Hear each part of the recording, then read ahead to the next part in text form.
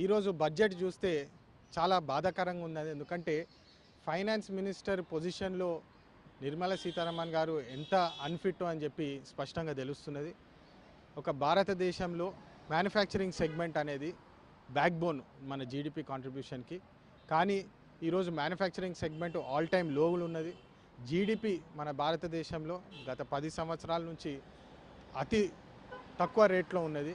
Growth అనేది ఎక్కడి నుంచి వస్తలేదని చెప్పి ఈరోజు మనం చూస్తున్నాము. కానీ మన finance minister growth point of view, ఒక పిఎల్ఐ పాయింట్ ఆఫ్ వ్యూ కొంచెం ఇన్సెంటివ్స్ ఇచ్చి మ్యానుఫ్యాక్చరింగ్ సెగ్మెంట్ని ఎట్లా బూస్ట్ చేయాలని చెప్పి దాని మీద ఒక్క మాట మాట్లాడలేదు.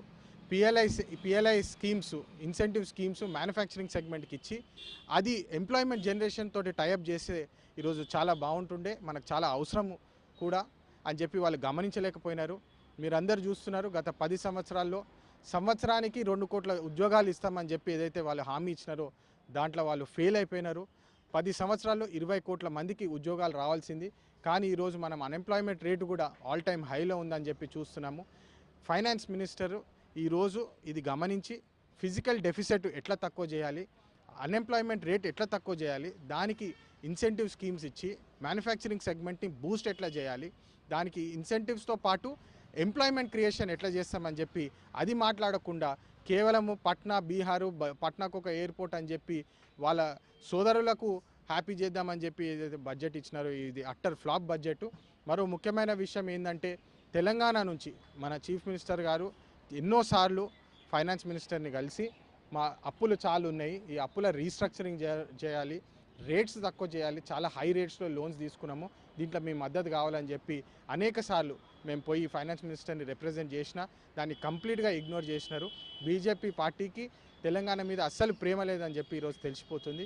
ఎందుకంటే అప్పుల పాలైన రాష్ట్రానికి సెంటర్ నుంచి కొంచెం సహకారం వస్తే definitely local employment, local growth అనేది ఉంటుంది. కానీ వాళ్ళు పర్టికులర్లీ మేము హెల్ప్ చేయొద్దని చెప్పి అనుకున్న ఆలోచనతోటి పనిచేస్తున్నారని చెప్పి క్లియర్గా తెలిసిపోతుంది.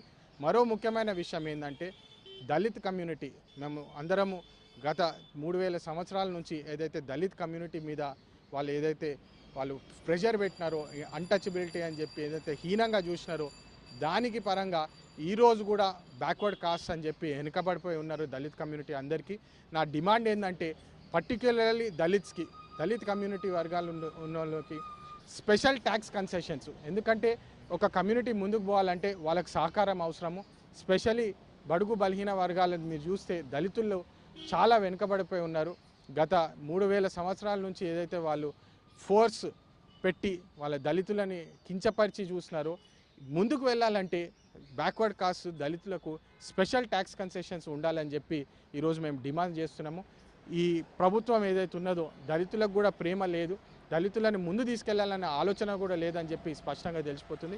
ఐ డిమాండ్ దట్ దళితుల కోసము స్పెషల్ ట్యాక్స్ కన్సెషన్స్ ఉంటే బాగుంటుందని చెప్పి ఈ బడ్జెట్ సమావేశంలో కూడా ఇది పెట్టాలని చెప్పి నేను ఫైనాన్స్ మినిస్టర్ గారిని కోరుతున్నాను. ధన్యవాదాలు సార్. ఒక పరిశ్రమల అభివృద్ధి కోసం ఎట్లా అనిపించింది సార్ బడ్జెట్లో? ఈరోజు నేమ్ సేక్ ఇన్వెస్ట్మెంట్ ఫండ్ కూడా పెడతామని చెప్పినారు, కానీ ఒక డైరెక్షన్ లేదు, ఒక ఆలోచన లేదని చెప్పి స్పష్టంగా తెలిసిపోతుంది.